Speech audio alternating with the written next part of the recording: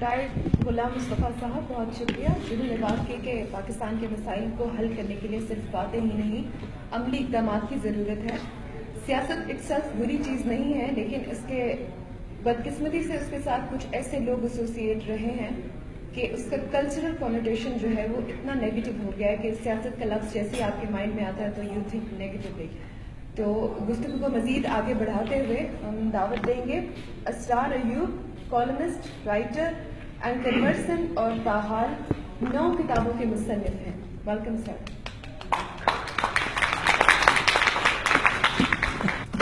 بسم اللہ الرحمن الرحیم۔ پہلے تو میں حسب روایت شکریہ ادا کر دوں، مجھے دعوت دی گئی یہاں بات کرنے کی۔ بہتر پاکستان کا فارمولہ 2 اشعار میں سید ضمیر جعفری کافی پہلے بیان فرما گئے تھے، میرے خیال میں انہیں ذرا غور سے سننے کی ضرورت ہے۔ شوق سے نور نظر لخت جگر پیدا کرو، شوق سے نور نظر لخت جگر پیدا کرو، ظالموں تھوڑی سی گندم بھی مگر پیدا کرو۔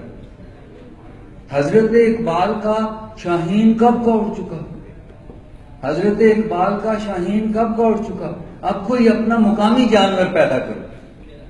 تو میرے خیال میں ہمیں اب ایک مقامی جانور تلاش کرنا چاہیے، یہ شاہین وغیرہ سب اڑ چکے ہیں۔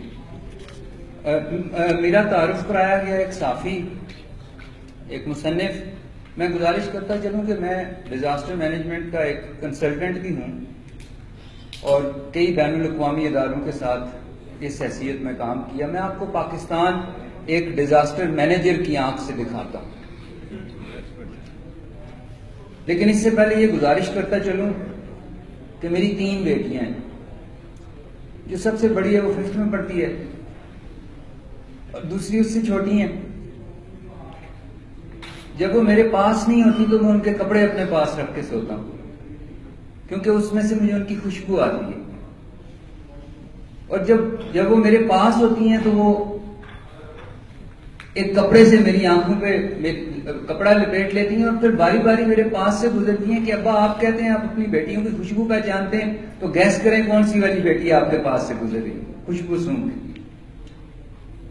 جب میں رات کو سونے لگتا ہوں تو سوچتا ہوں کہ یہ میری بیٹیاں جو میری کل کائنات ہیں، یہ مجھ سے وراثت میں کیا لیں گی، میں اس ملک میں ان کے لیے کیا چھوڑ کے جا رہا ہوں۔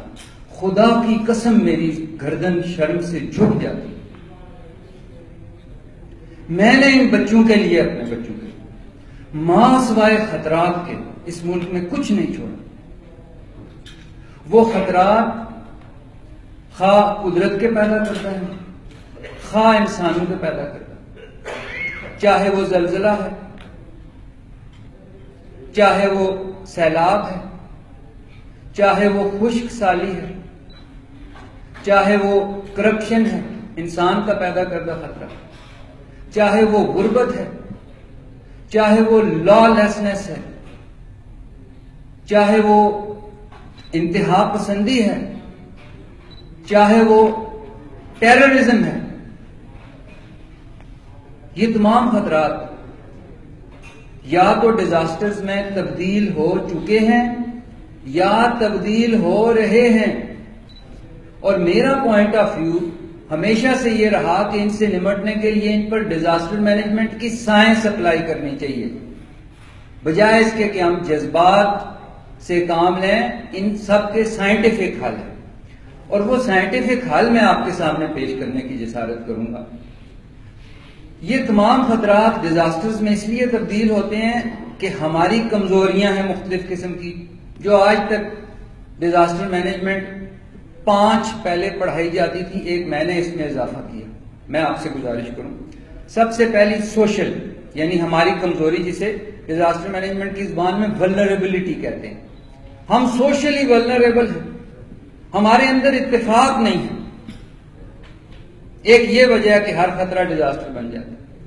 بر صغیر میں، ہمارے بزرگ یہاں بیٹھے ہیں، بر صغیر میں میرے علم کے مطابق گوروں کی تعداد 30,000 سے زیادہ کبھی نہیں ہوئی، اور جو لوکل لوگ تھے وہ غالباً 50 کروڑ کے لگ بھگ تھے۔ میں نے ایک دن اپنے کالم میں لکھا کہ 50 کروڑ لوگ مل کر تھوکے پھینکتے تو 30,000 گورا ان کی تھوکوں میں ڈوب کے مر جاتے، لیکن ہم 450 سال مل کر تھوک نہیں سکے۔ دنیا میں کسی ملک میں اتنی ذاتیں، برادریاں، اتنے فرقے نہیں ہیں جتنے پاکستان میں۔ میں اکثر لوگوں سے کہتا ہوں کہ آپ نے کبھی سنا کہ یہ یورپ امریکہ میں کوئی سردار، راجہ، اس طرح کے لوگ بھی ہوئے ہو؟ کبھی آپ نے سنا آسٹریلیا میں کسی کا راجہ پیٹر مائیکل، سردار ڈیوڈ فراسٹ، سنا آپ نے کبھی؟ اس کی میں کئی مرتبہ میں نے راجہ ظفر الحق صاحب سے بھی پوچھا، میں نے کہا آپ کو اس کی کوئی وجہ ہے آپ کے ذہن میں؟ وہ مسکرائے اور مجھے کہا کہ آپ بتائیں اس کی وجہ آپ کے ذہن میں کیا؟ میں نے کہا میرے ذہن میں اس کی وجہ یہی ہے کہ جتنے دنیا کے کمی کمین لوگ ہیں وہ یورپ، امریکہ، آسٹریلیا میں رہتے ہیں، اور جتنے اعلیٰ نسل ہیں وہ برے صغیر میں آباد ہیں۔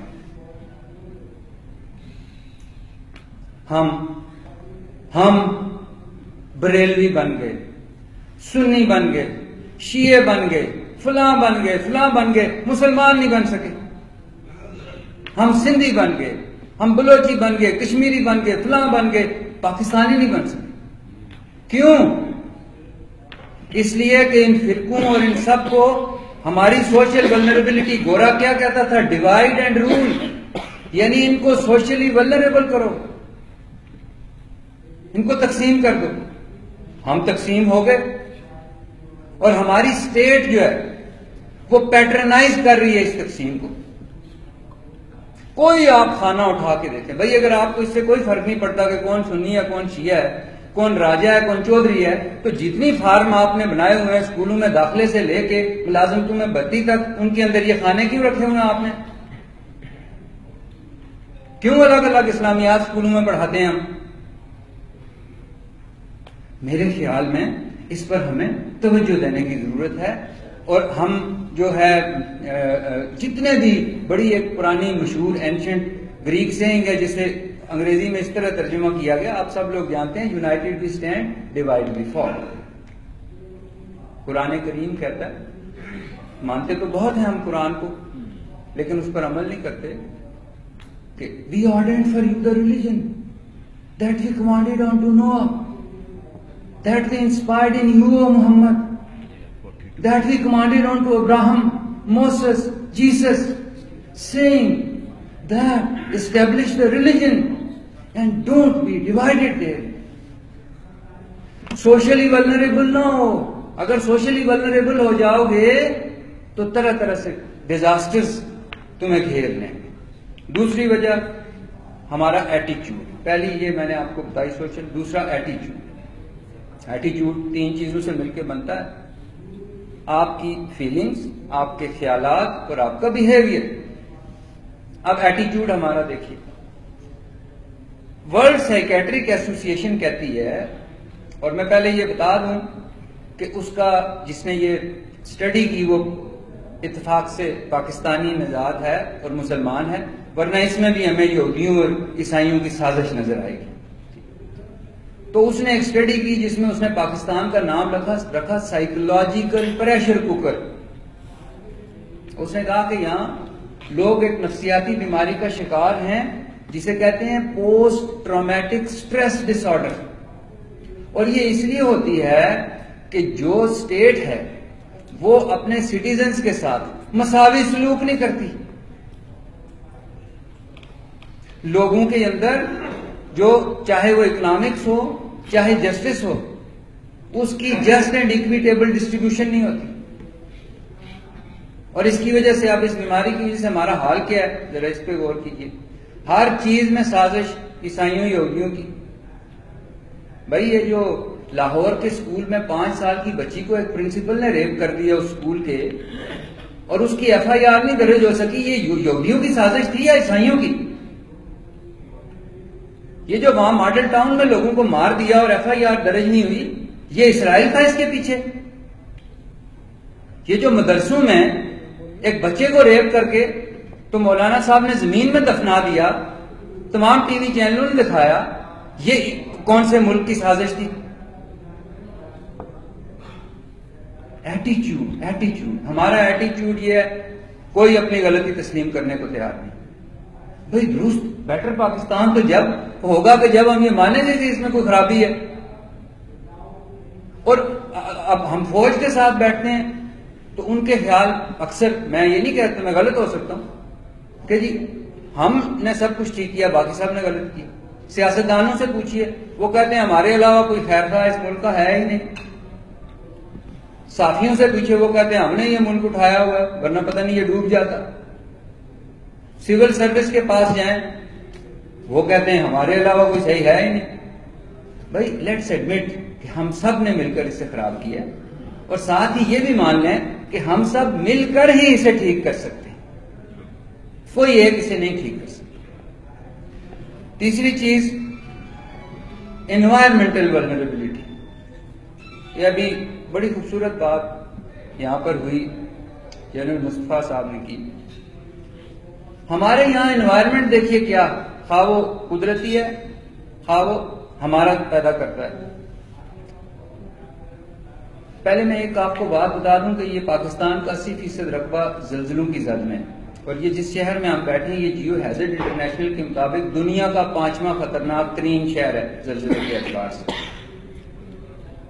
تو اس کے بارے میں بھی ہمیں سوچنے کی ضرورت ہے. اچھا، اب جو ہم نے ماحول کیا پیدا کیا ہوا ہے، 24 برس مجھے مختلف جگہوں میں عملی زندگی میں ہوئے اس ملک میں، اور 24 برس میں نے کسی سرکاری محکمے میں ایک چپڑاسی بھی سفارش کے بغیر بھرتی ہوتے ہوئے نہیں دیکھا.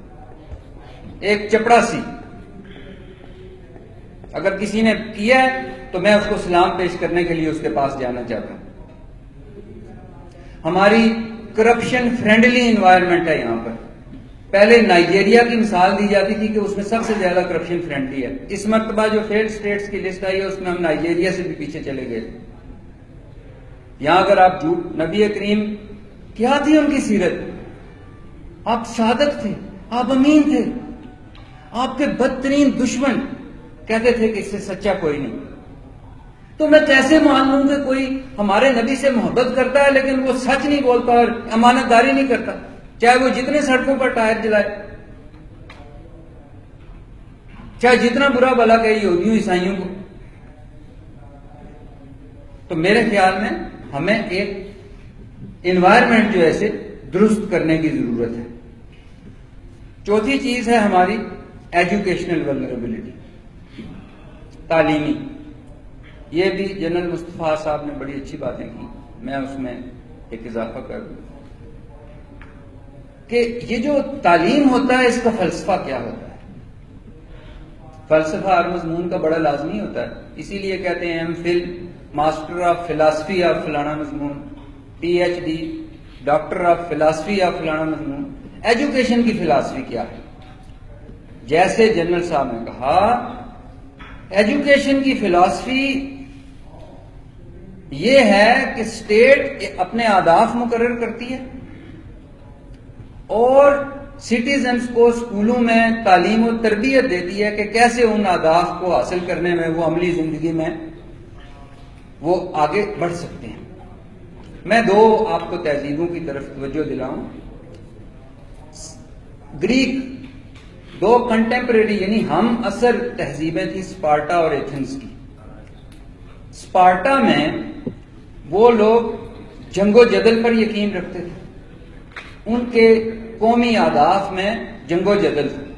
سو ان کے اسکولوں میں بچوں کو جنگ لڑنے کی تربیت دی جاتی تھی، تیر اندازی، گھڑ سواری، نیزہ بازی، تیراکی، یہ وہ. اور ان کے یہاں جب اسپارٹا میں شرح خواندگی نکالا جاتا تھا تو پڑھا لکھا شخص لٹریٹ اسے تصور کیا جاتا تھا جسے یہ سب کام آتے ہوں. اور Athens being the pioneers of democracy, ان کے یہاں بچوں کو اسکولوں میں تہذیب سکھائی جاتی تھی، شعر و ادب سکھایا جاتا تھا، ایون کہ مؤثر گفتگو تک کا طریقہ سکھایا جاتا ہے. اور ان کے یہاں جب پڑھا لکھا آدمی شرح خواندگی نکالتے تھے تو جسے یہ چیزیں آتی تھی اسے، یعنی اسپارٹا میں جو آدمی خواندہ تصور کیا جاتا تھا اسے ایتھنز میں ناخواندہ تصور کیا جاتا تھا. تو پاکستان میں میرا بچہ بڑے اچھے اسکول میں پڑھتا ہے جی، اتھے جی انگلینڈ دا نصاب پڑھانا ہے جی. او یار انگلینڈ کے نصاب سے ہمارا کیا تعلق ہے بھائی؟ ہمیں تو اپنا ہے. میں نے اپنی ساری زندگی مختلف جگہوں پر، میں آپ کو یہ بتاؤں، میں نے اپنا کیریئر سٹارٹ کیا as a general duty pilot branch air force سے. اور جب ہم نے ٹریننگ کی ان دنوں جوائنٹ سروسز ٹریننگ ہوتی تھی. 2 سال میں نے پاکستان ملٹری اکیڈمی میں گزارے، پھر میں سول سروس میں بھی رہا. میں نے یہ سب جگہ دیکھی. میری گزارش صرف اتنی ہے کہ یہ جو کریکولم ہے ہمارا، یہ ہم ایجوکیشنلی ولنریبل اس وقت ہوتے ہیں when the curriculum does not correspond to your current needs. ہمارا نصاب ہماری ضرورت کے مطابق نہیں ہے. میں جس وقت جتنا عرصہ میں نے زندگی میں تعلیم حاصل کی، تو میں آج یہ سوچتا ہوں کہ اس کا میرا عملی زندگی کے ساتھ ساری تعلیم کا کوئی تعلق نہیں. اگر ہم چاہتے ہیں ایک بہتر پاکستان، تو ہمیں اپنے اسکولوں میں بچوں کو یہ جو میں نے گزارشات کی ہیں آپ کے سامنے، یہ سب ان بچوں کو ہمیں نصاب میں شامل کرنے کی ضرورت ہے.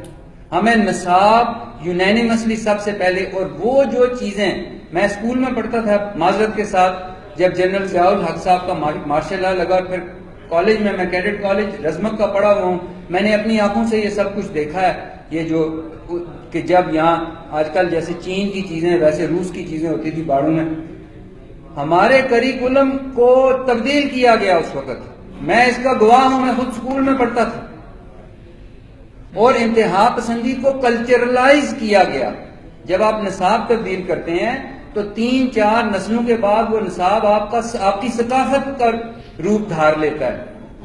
ہمیں اس وقت، میری ماں جب 12 محرم ہوتا تھا، میری ماں صبح ہمیں تیار کر کے نئے کپڑے پہنا کے ہم اہل تشیع کے لیے سبیل لگایا کرتے تھے. ہمارے گھر کے باہر سے وہ گزرتے تھے. ہمارے والد صاحب ہمیں شام غریبہ اٹینڈ کروانے کے لیے لے جاتے تھے. وہ سنی تھی. تعلیم کی بات کی، مجھے والد صاحب کی ایک اور میں آپ کو بات بتاؤں.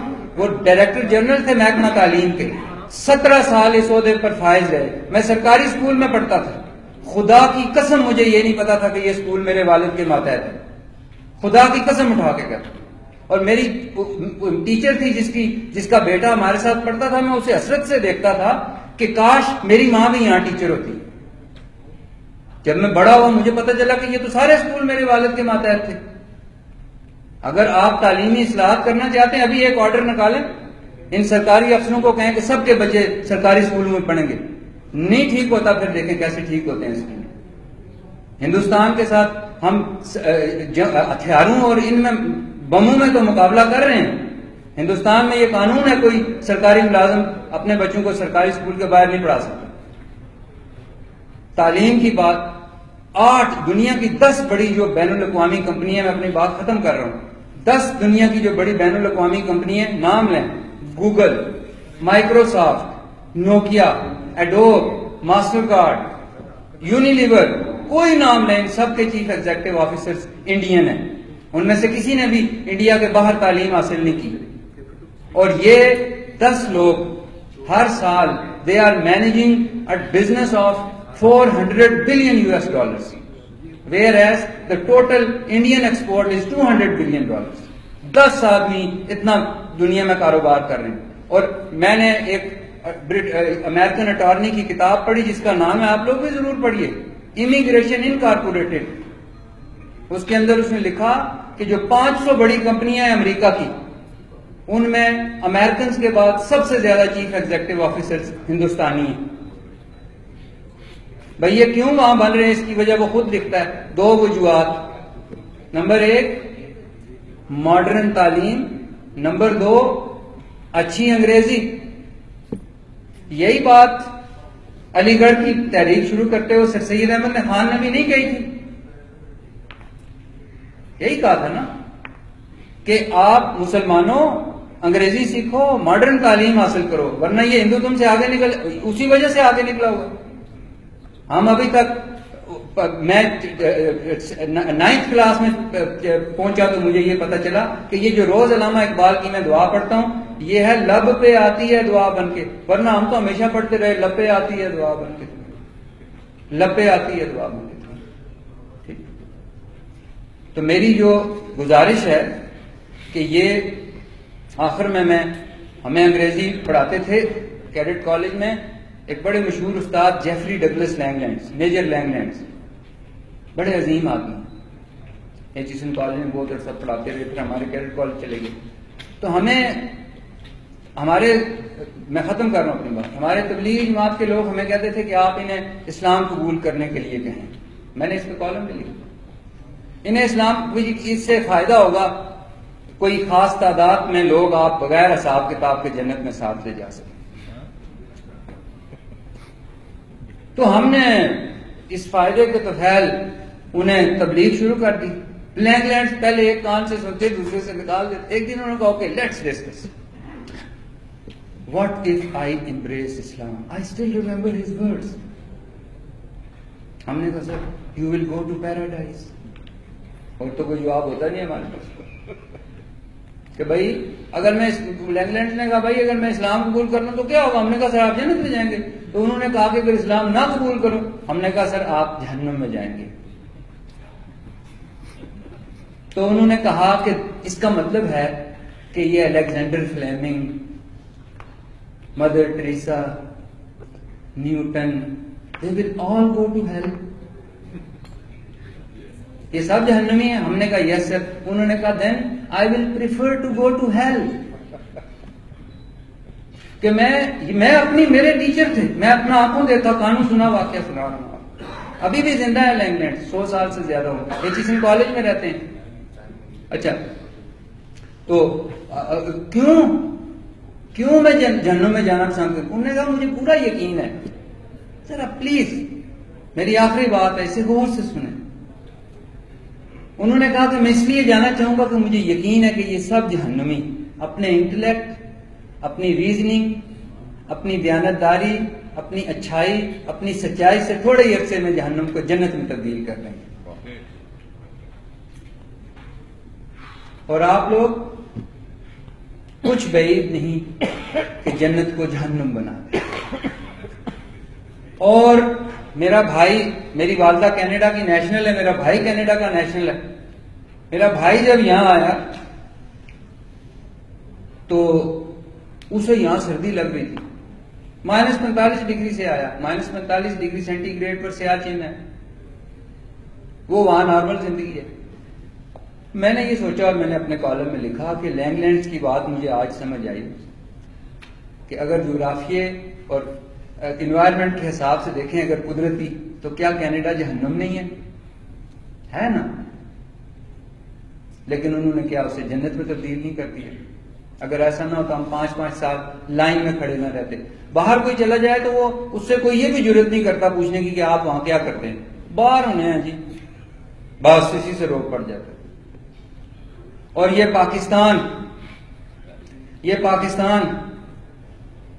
بیک وقت کوئی دنیا میں ایسا ملک نہیں ہے کہ جس میں 10 بڑی چوٹیوں میں سے 6 اسی ملک کے اندر اور سطح سمندر سے نیچے کی زمین بھی اسی ملک کے اندر.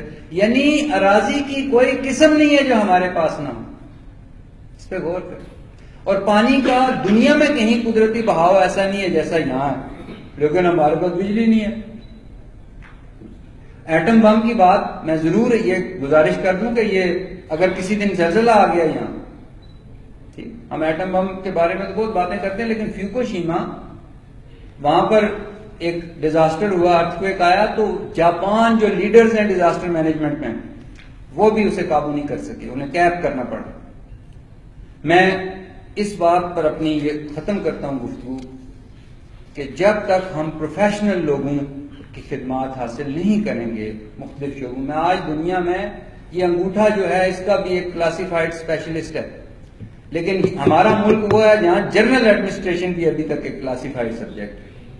دنیا میں اب ہیومن ریسورس مینجمنٹ ہوتی ہے، فائنینشیل مینجمنٹ ہوتی ہے، یہ مضامین کے ساتھ ہوتی ہے. ہمارے یہاں ایک آدمی BA پاس کرتا ہے، اس کے بعد وہ سرکاری ملازمت اختیار کر لیتا ہے اور پھر اس کے بعد بائی ورچو آف ڈیزگنیشن ہر چیز کا ماہر بن جاتا ہے.